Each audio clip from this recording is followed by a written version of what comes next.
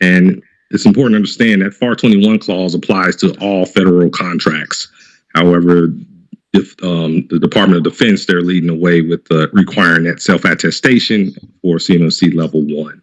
With the exact same requirements for CMMC Level 1, the organization seeking assessment has to perform an annual self-assessment, enter their results in the SPURS system, which that option is available now for defense contractors. They can log into SPURS and report their CMMC Level 1 assessment results.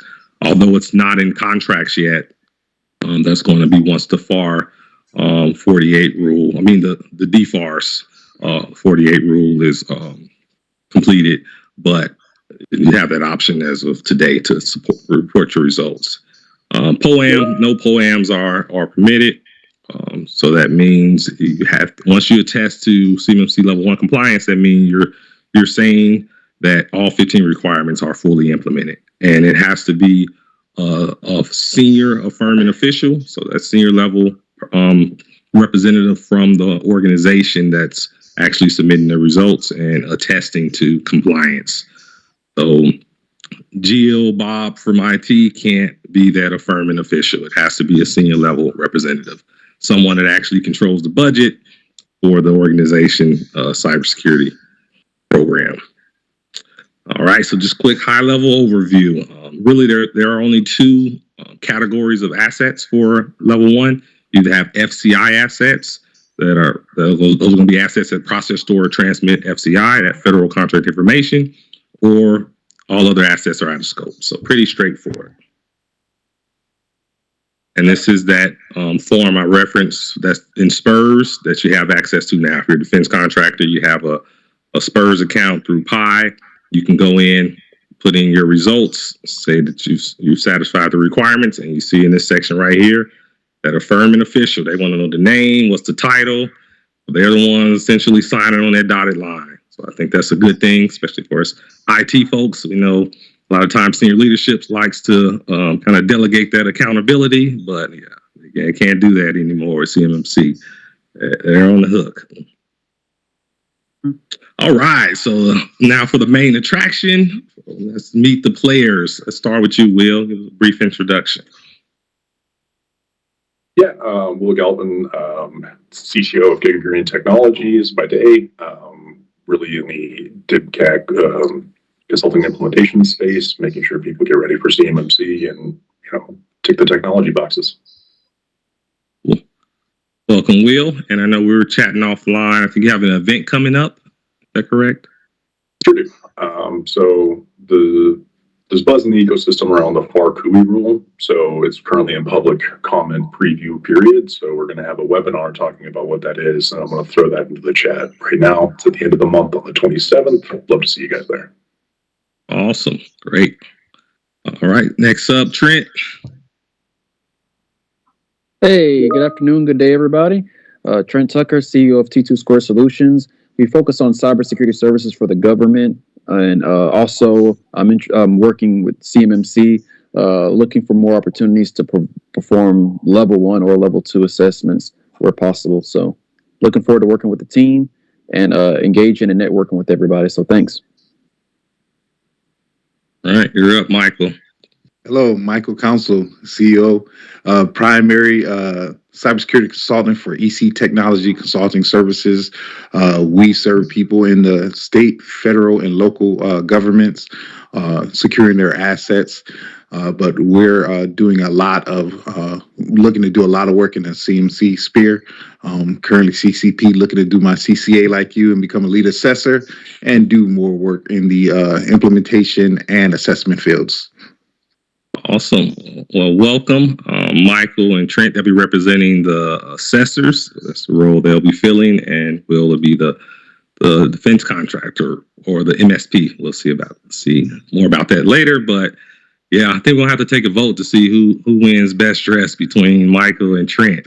It's going to be close, but they can't dress the part. They're ready. Those professional assessors, gotta love it. All right. So just quick overview of how it's going to flow.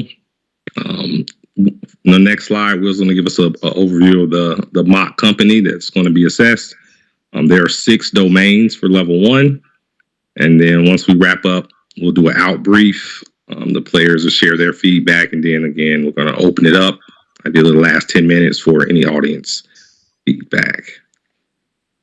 Okay, Will, tell us a little bit about Green Desert IT. Sure. So in the MSP space, you're allowed to be CMMC certified, but it's a little bit different. So they're looking for more of the security protection assets. So on the outside, we're really designed to make sure that none of the critical information gets into our organization.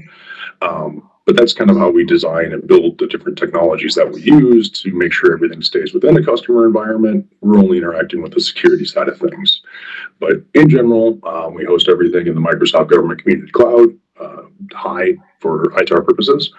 Employee workstations are fully managed with Intune and endpoint protection, the Microsoft variants, MDE.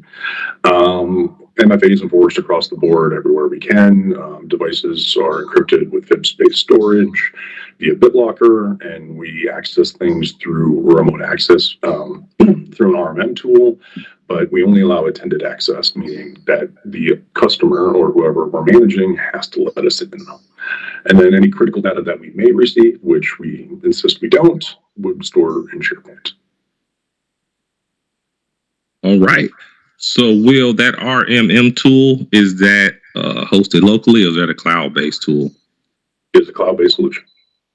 Okay. And to your knowledge, is it FedRAMP? Beyond Trust is on their way. All right. Cool. Michael, Trent, do you have any other questions about the company before we jump into it? Yes.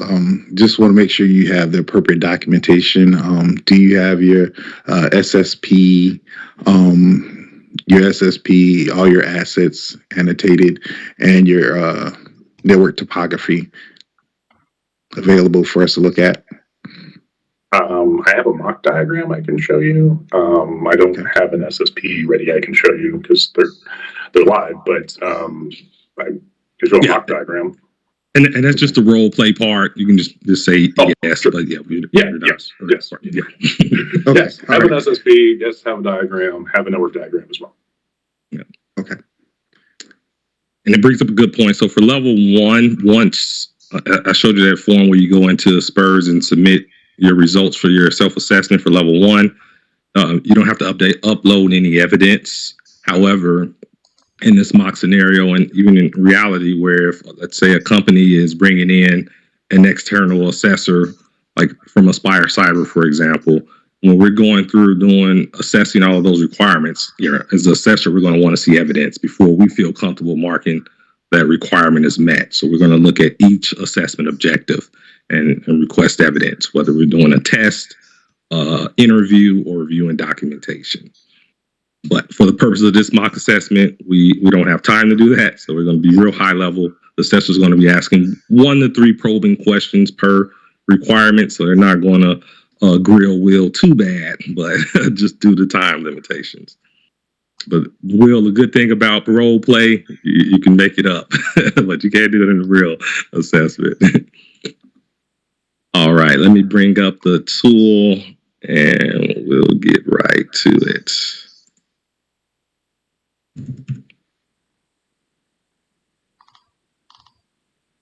All right.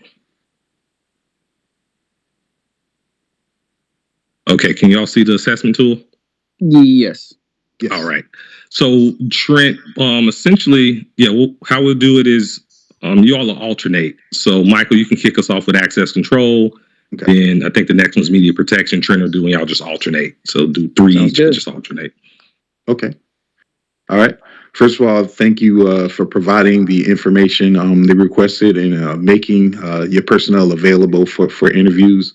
But one of the questions I want to ask, I understand that you're putting the potential FCI or any high-level information in the SharePoint. Just want to make sure from an access control perspective that you have accountability of all the people that have access to that. So could you just talk to me a little bit about how you do access control and you restrict access to your GCC high and SharePoint environment in your organization?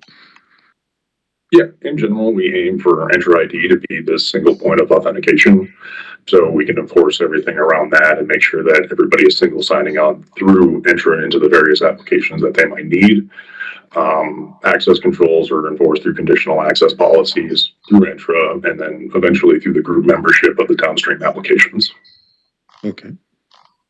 And how are you ensuring that system access is limited to just authorized users? We go through background checks before we hire anybody. We have a user provisioning process to make sure that, we're provisioning everybody the same every time. So the script that goes out and creates them joins them to the appropriate groups based on their roles. Okay. And what type of logs are you using to ensure that the only authorized users are using your systems, and what processes they're using? Be for Entra ID for logging into the system. In most cases, if you're logging into things on the endpoints, it'd be Microsoft Defender for endpoints, and then the various cloud applications have their audit functionalities for Exchange and SharePoint. Okay. Well, thank you. I'm just going to pull some of that evidence and just review it later. But I'll move on to the next part. So what are you doing to prevent unauthorized users from accessing or modifying your SharePoint, since that's where you keep your most important data? People are provisioned with least principal access. If they need to read the file, they just get access to read. Supervisors, are responsible for maintaining their data in their appropriate storages. So, yeah, usually training and then just making sure that they fall within the appropriate groups. Okay. And are there any updates to user access? Are you making sure that you're reviewing it on a set basis? Yeah, it gets reviewed when, changes are made, I guess, to make sure that it's appropriate. We have a process that needs to be signed off on a supervisor or somebody with a data holder is what we call them. So somebody has to approve any changes, and then we can always make sure that it's what they want, right? They'll ask periodically for people to be cleaned up in case they're left over as a shared mailbox or something. Okay. Yeah. Okay. I read through your policies and looked at your change management program. If you make one of the leaders available, I just want to see one of the cycles just to make sure they're following the policies. Okay. And external connections. I see that you're using GCC High. Are there any external connections or external responsibilities that you're concerned about, and how are you combating the potential loss of data to external connections? Personnel. On the connection side, we try to insist that everything goes through Entra ID, like I was saying. So to maintain the visibility and authentication into those, we're pretty selective of the applications we implement and secure.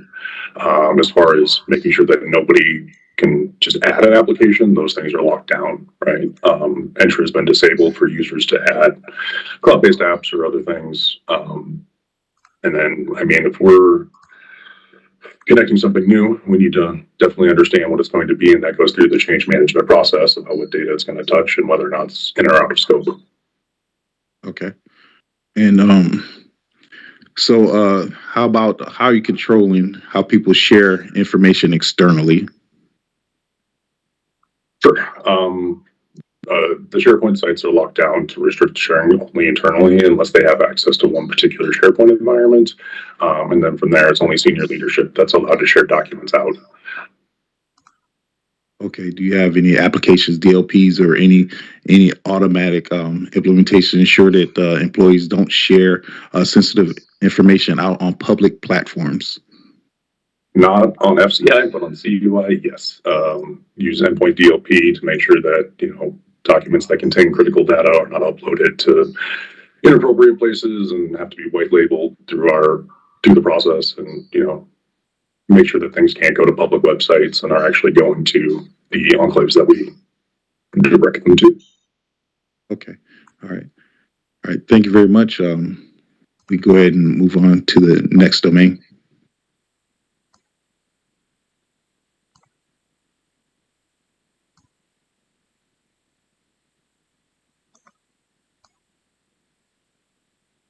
Trent.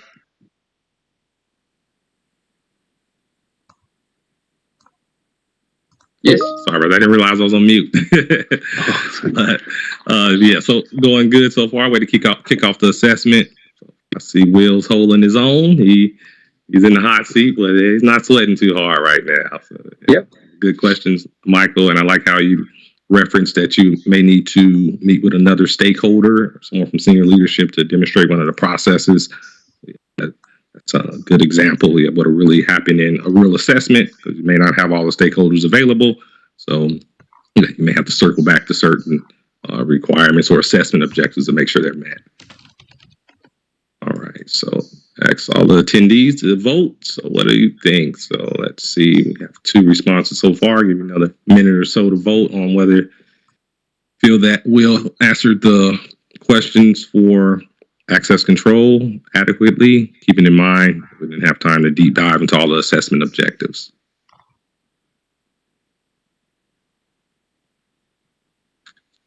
All right, so far only 2 responses, but we're at 50-50.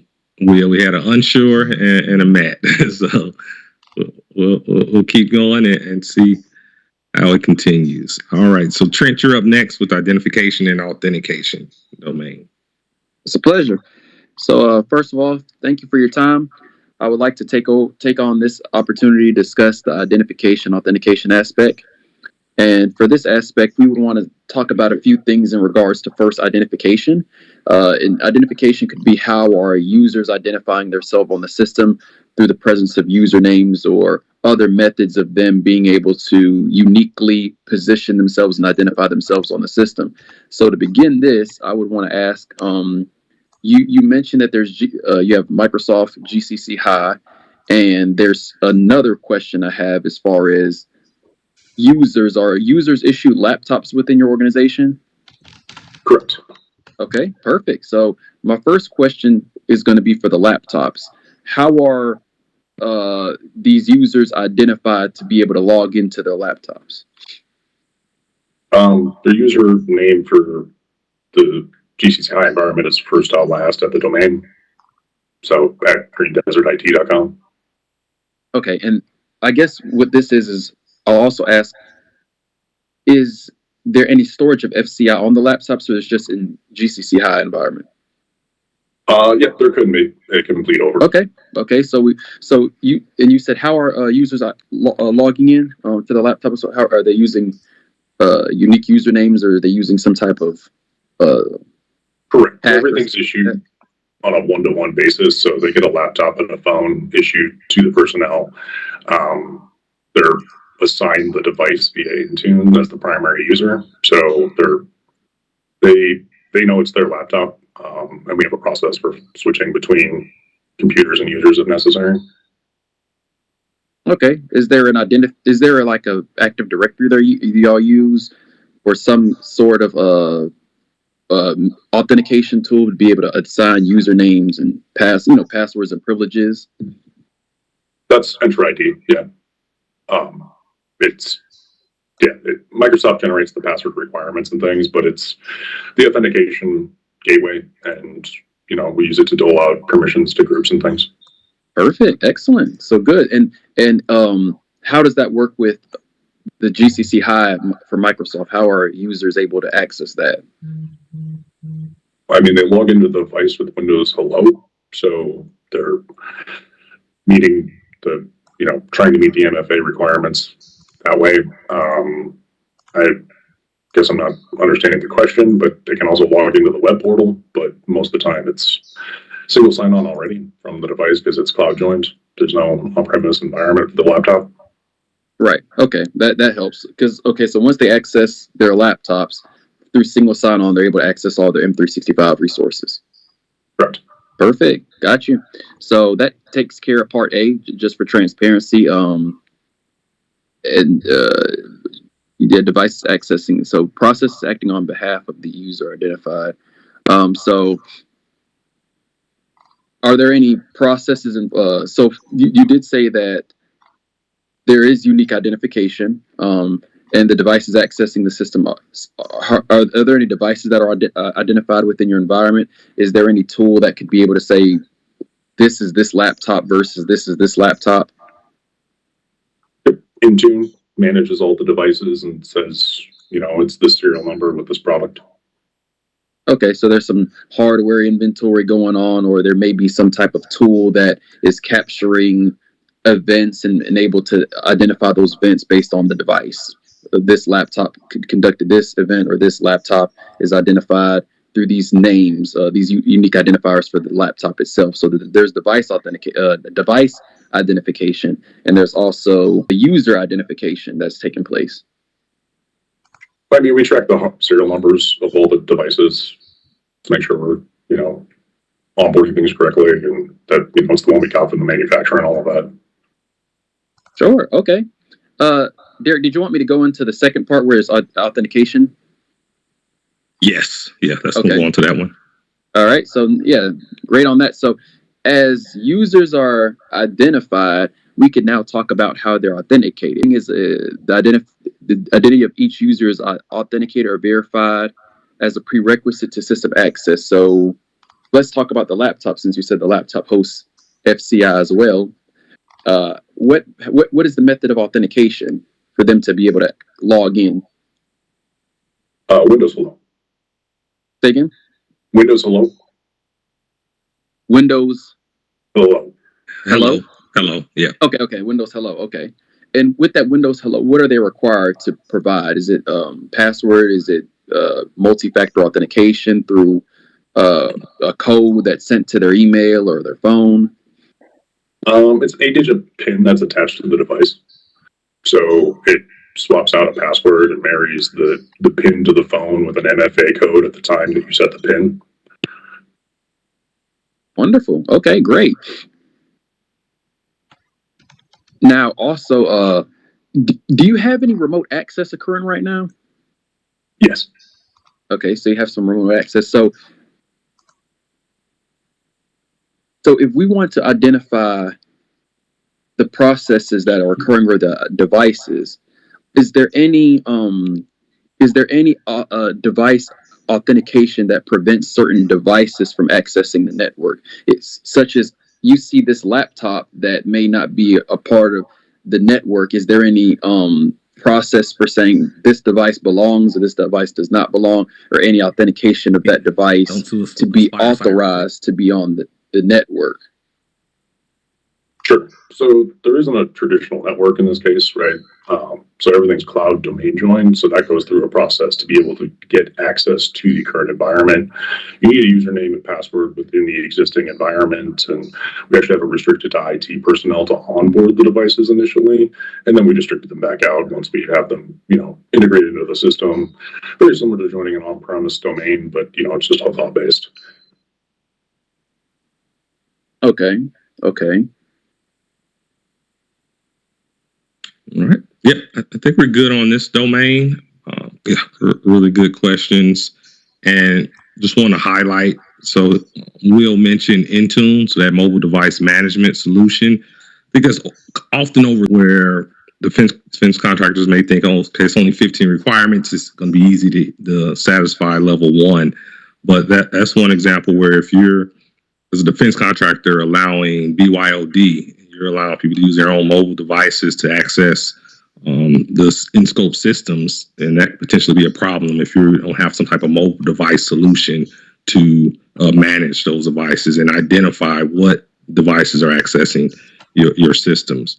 And in addition, you also see that a lot of these requirements will overlap. So the access control requirements overlap with the identification and authentication.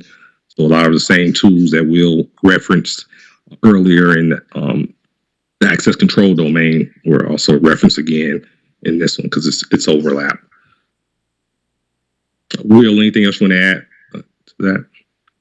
The only thing is that if we do have service accounts, things that deliver emails, we definitely note that and try to keep those, convention for anything with service. But sometimes, if it's customer facing, we want to make sure that it's appropriate, but it's always documented. So one thing is billing at Green Desert IT as a public facing side of things. We're aware of our service accounts. Okay, awesome. So, Will, in regards, I know on the company profile you mentioned that you all don't handle FCI, but can you talk more to, are you essentially treating all customer data as FCI to that level? Again, our goal is to make sure that it never enters our environment, to maintain it within the customer environment. So if we do see anything spill over, we definitely have processes to notify the customer and let them know what's going on. But in general, we don't house any of their data, but we would have security protection data and access to security protection assets for the customer. So that's where our scope generally comes into play, is where we're housing those pieces of information. Okay. Yeah, that brings up a good use case for a managed service provider where, yeah, they may not have a direct contract with DoD, or they're not a subcontractor, and the data they're handling does not meet the legal definition of federal contract information or controlled unclassified information. However, in this mock assessment, we're showing that MSP still has a secure environment that could handle data at that level. And for this one, his environment is in Microsoft GCC High, so it's authorized to handle up to ITAR, CUI. So, but they're not handling it.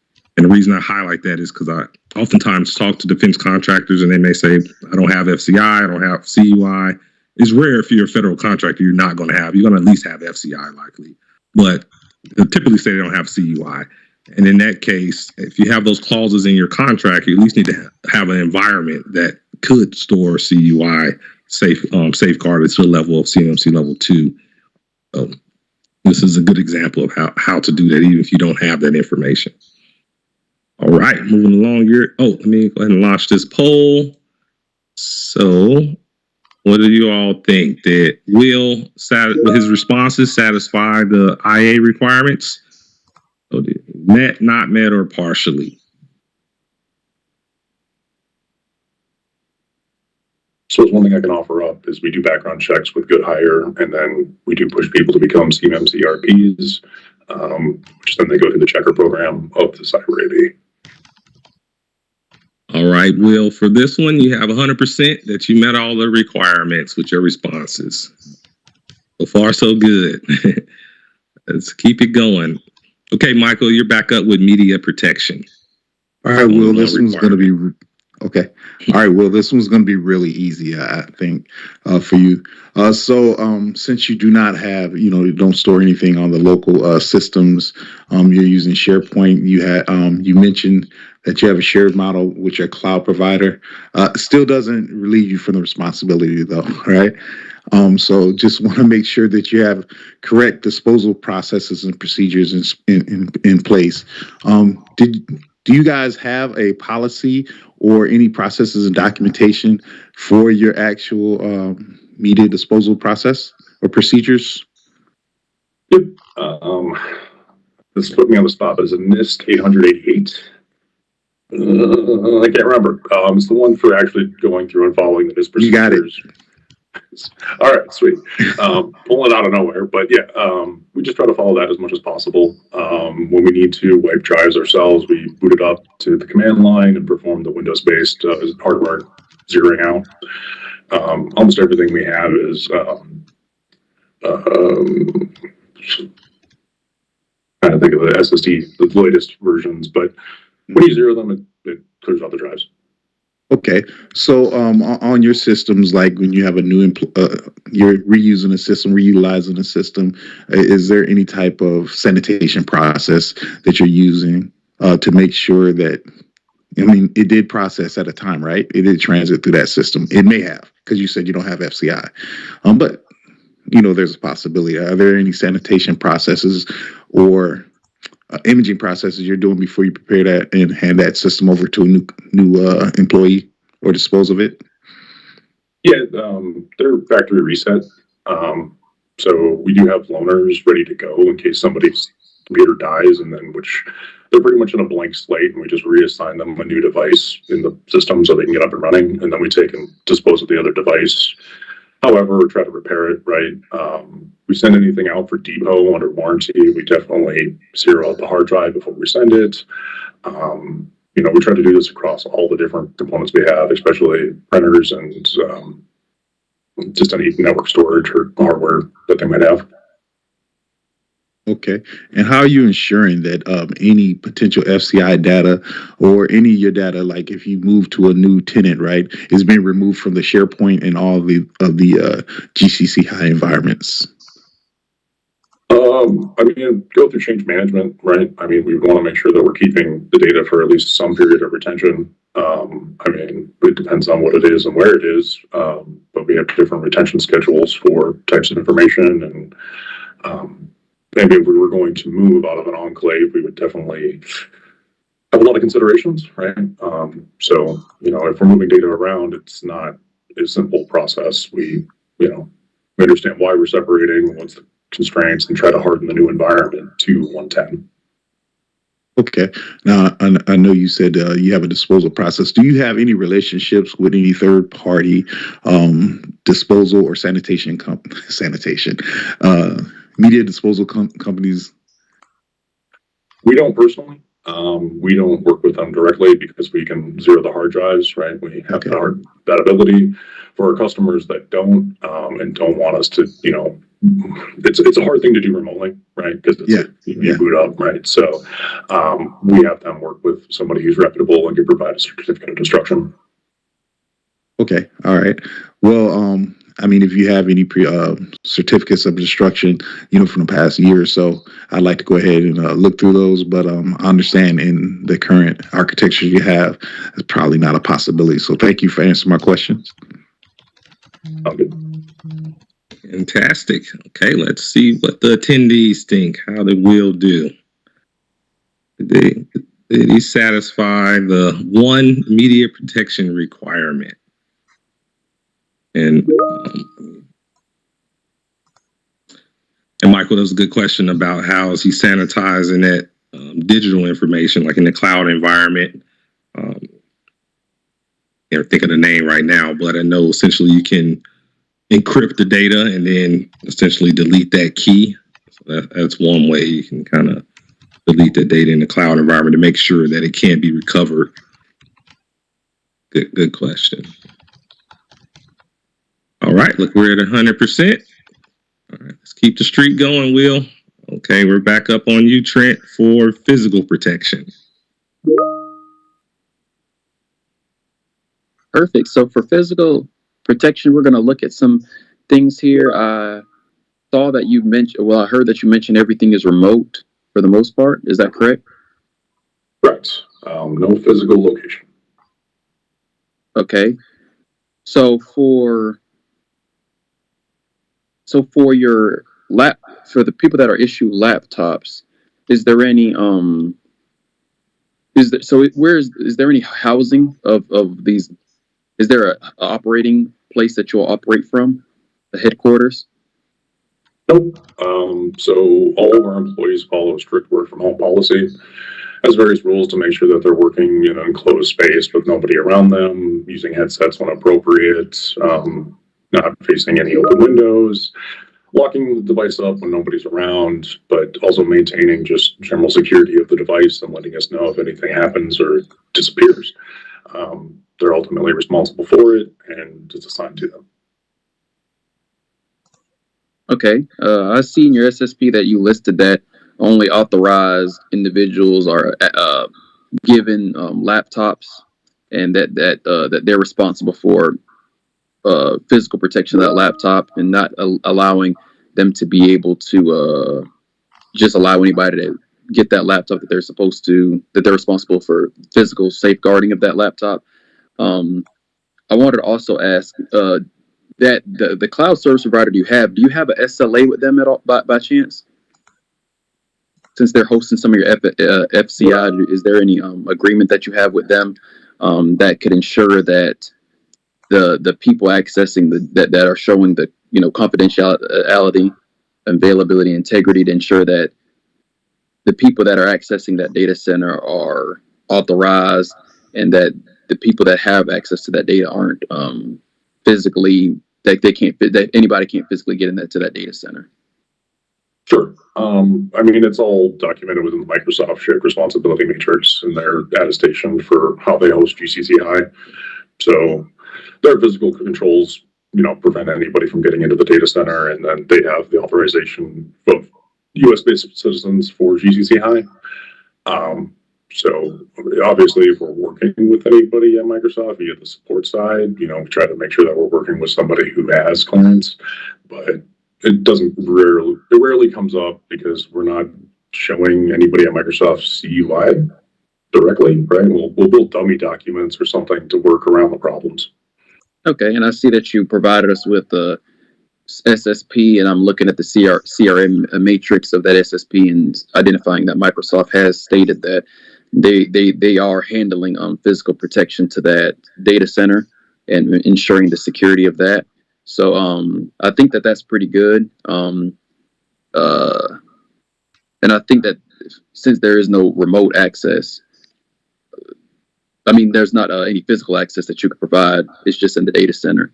That in that CRM matrix, we will look at how they're handling physical access to that data center, and see that as a potential inheritable control.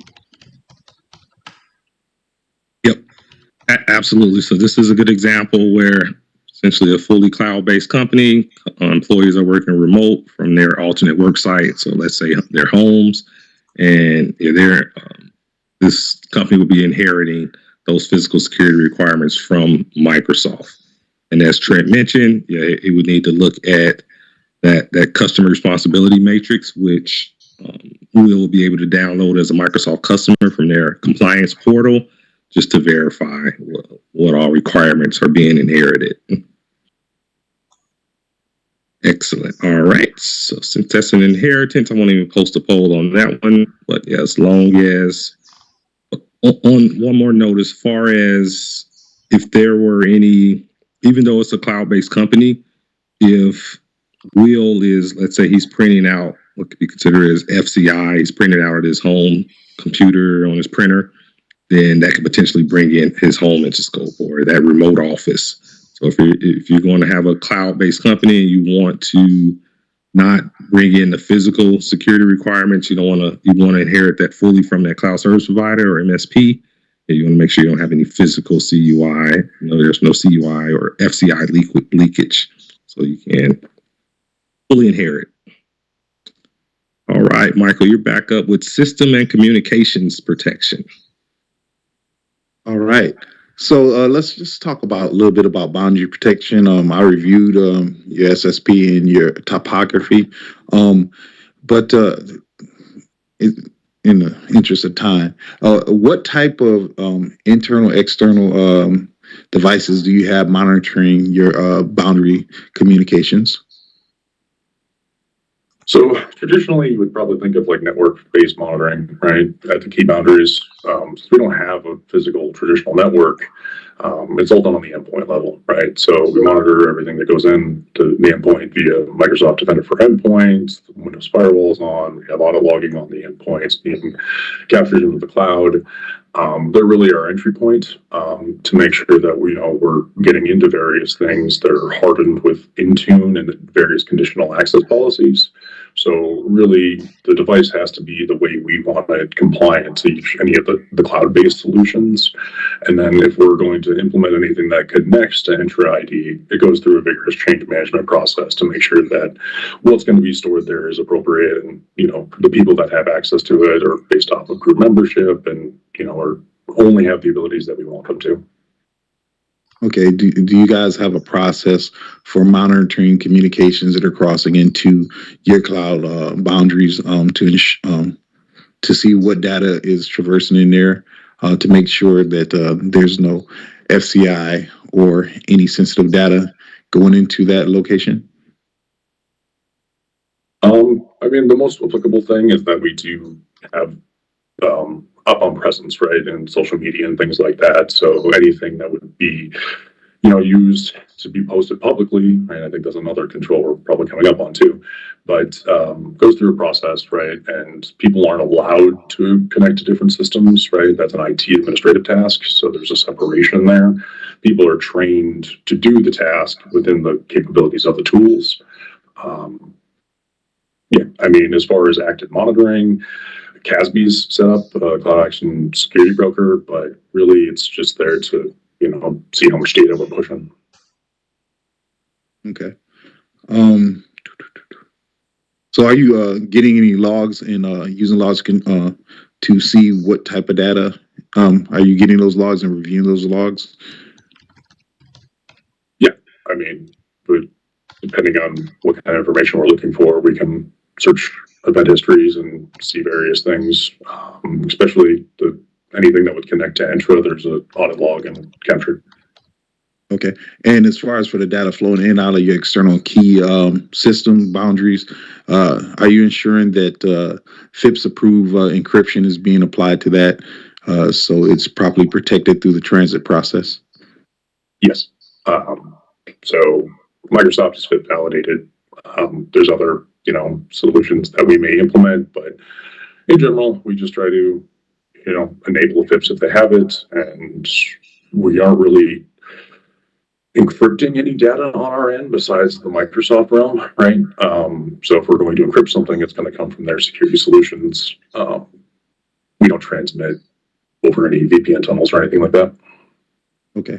So yeah, if you just provide a few screenshots, and then I'll go ahead and review those.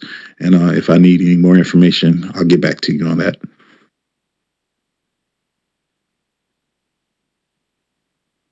All right. So, Michael, are you comfortable with this one? You feel he already answered the public access system separation? So I thought that he answered it in another question. Just making sure. Yeah, and that's a good point where, as the assessor, that the company or the person being interviewed, they may provide information that covers other requirements that you haven't even got to yet.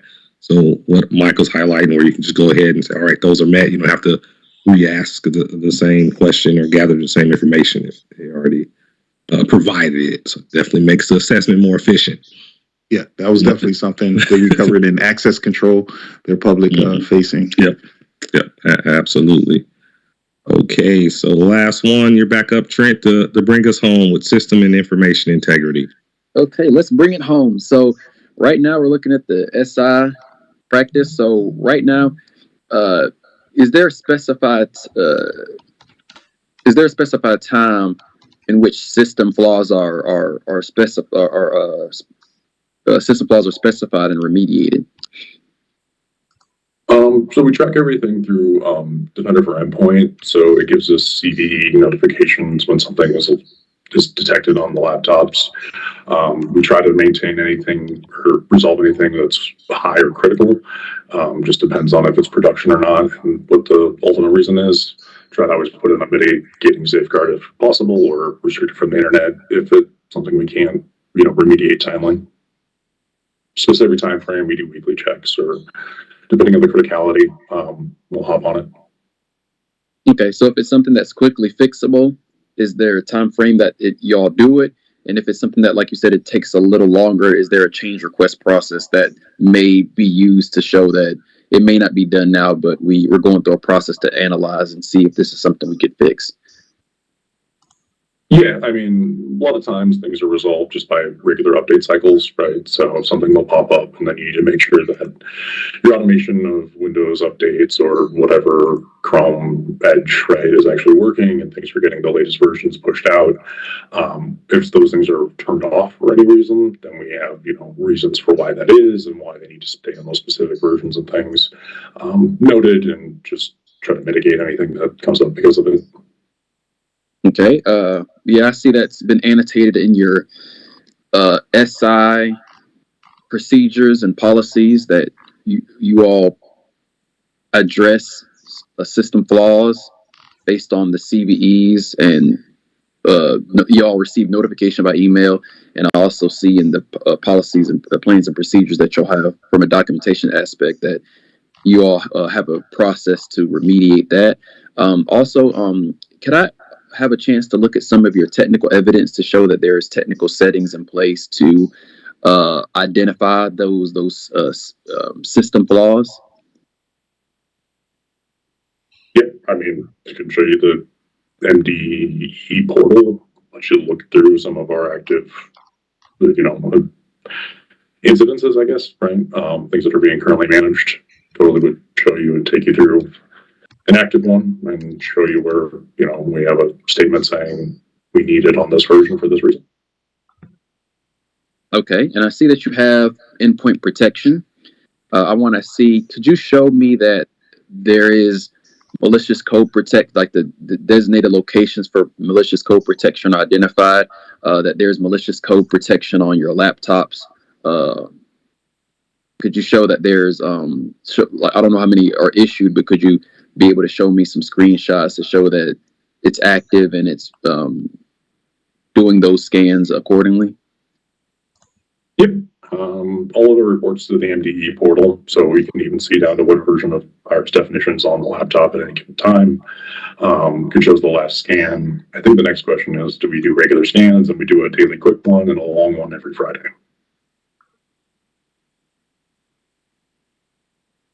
Perfect. So we see that there's okay, so as we get into a little bit more of the scanning, I want to ask about two areas of scanning. Is there any scanning conducted on your laptops, and in the GCC high environment? Is there any files that are stored there, and are those files scanned as well? Yep. So on the laptop, like I said, it's the daily quick scans and then long scans on Fridays. I guess I don't know the frequency of what Microsoft Defender for the cloud scans, but I'm sure I could dig it up in the paperwork. But I think it's just a real-time scan. We have real-time enabled on our workstations as well. So if anything does come from email or a network share from anywhere, it's scanned before it's allowed on the computer. And then Exchange Online also is protected by Office Cloud Protection. They have so many names, I probably rambling them together, but that also performs periodic scans of the Exchange mailboxes to ensure that there's nothing stored there that's malicious. Okay, great. So for A and B and C, I see that you have, when I'm looking at your SSP and your plans and procedures documentation, I see that you have identified that the frequency for these scans is continuous. So we would also want to see the settings for the Defender and for your laptop to show that it's set for continuous.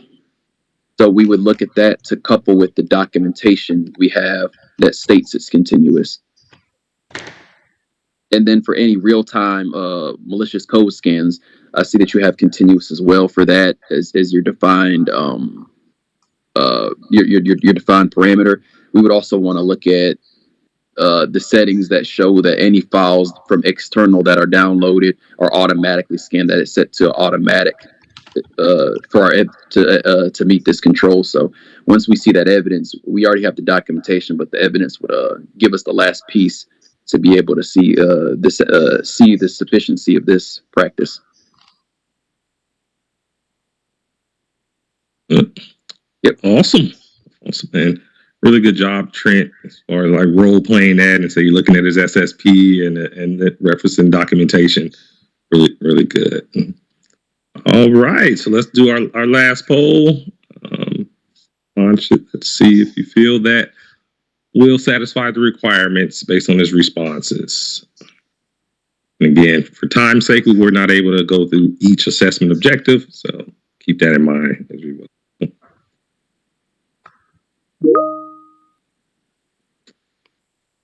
All right. Well, those last folks coming in so far, they're at 100%. Good job, Will. Want to applaud all of the players. Did an excellent job. Felt pretty real to me. What about you, Will, being on the hot seat for the whole time? Did it feel real to you? It felt good, to be honest. Solid questions, and glad I could hopefully hold my own here. But yeah, I appreciate the level that you guys are going into and understanding our unique situation, because it's going to be a reality for a lot of customers that, or just contractors in general, right, that they don't have a physical location anymore. So it's going to be a unique, assessment type, and just got to make sure that when you work with your assessors, right, that they understand what your boundaries are. Yeah, definitely. And big kudos to you for thinking outside the box and bringing that MSP scenario to this mock assessment. So really good job. And clearly, you know your stuff. That was apparent. And yeah, feedback from the assessors. What were your thoughts? How did it feel to you? Y'all did a good job answering probing questions. You didn't take it easy on Will, even though he's only OSA. You didn't take it easy on him. No, I thought Will did a really good job. And initially, when we were going to do the level 1 assessment, I fell back in my head to, hey, this would be a normal environment. This would be an OSC, seeking. And then I did a double take when I noticed, the situation that they set up. And I really, really enjoyed the assessment. I enjoyed the environment that you set up because it made me do a little bit more research. And so, hey, thanks, Will. That I learned a lot from the process, that, researching, getting ready to ask you the questions, and you definitely held your own. You definitely understand what you're doing. So thank you for being a great OSC. Absolutely. You did a great job. Very technical, and you're providing the insight and the implementation details to give us the comfortability to understand if it's met or not met. So that's been very helpful. Quick on your feet with that information from the implementation standpoint, knowing the system in and out to give us those details to properly assess. And I thank Michael and Derek for this opportunity because they really set the tempo of allowing us to think like an assessor and to be able to ask the right questions to get you to give us the right responses so we can get through the process. Yeah. Well done, players. That's how it's done, people. These are not professional actors. They just came and said, hey, let's role play this and demonstrate how it's done. I think that's the best learning outside of actually getting a real assessment. So because you can look at the requirements all day and still not have no idea how to actually implement it. But let's open it up last few minutes. Any of the participants, any of the attendees have any feedback, questions? Floor is open.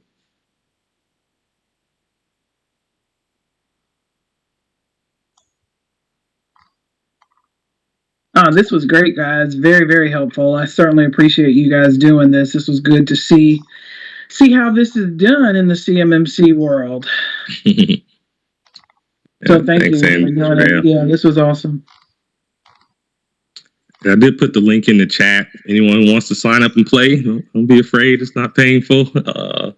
We'll support you preparing. And then, the beauty about role playing, you can make it up as you go. No one's holding your feet to the fire, but definitely invite you to play. We do this every week, same time, same place. Right. See any other feedback or questions before we break? I can't think of a better way to spend your lunch than doing a good old mock assessment for CMMC. I have some feedback. Yeah, please. I just want to bring the attention to the group that being from an Army background and doing crew drills, and doing things over and over and over again till it becomes second nature and getting it right. There's not many opportunities out there to do things like this. So if you're in the audience and you are seeking to become an assessor or even, become an OSC or an external provider, this is a good opportunity to get in the hot seat without it having any consequences. Right. And doing it over and over again to get ready. And this seems like I'll say it, it's a very, very supportive community. I can see that already. And just go ahead and participate because it helps you out and it gets the community ready because at the end of the day, our mission is to get the DIB ready to protect our data that we pay for as taxpayers. Yeah, absolutely. We're on the same team. And like you said, this is a safe environment. You're not going to be penalized or ridiculed or anything. Just come, and it's going to be the best way to demonstrate your skills. Mm-hmm. Love it.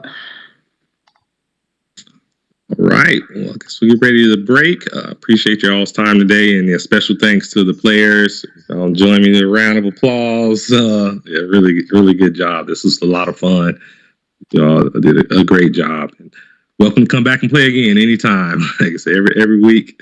we're here. I enjoy doing this. So definitely, but spread the word and tell your friends. This is a safe place to come hone your CMMC skills as a contractor or as a assessor.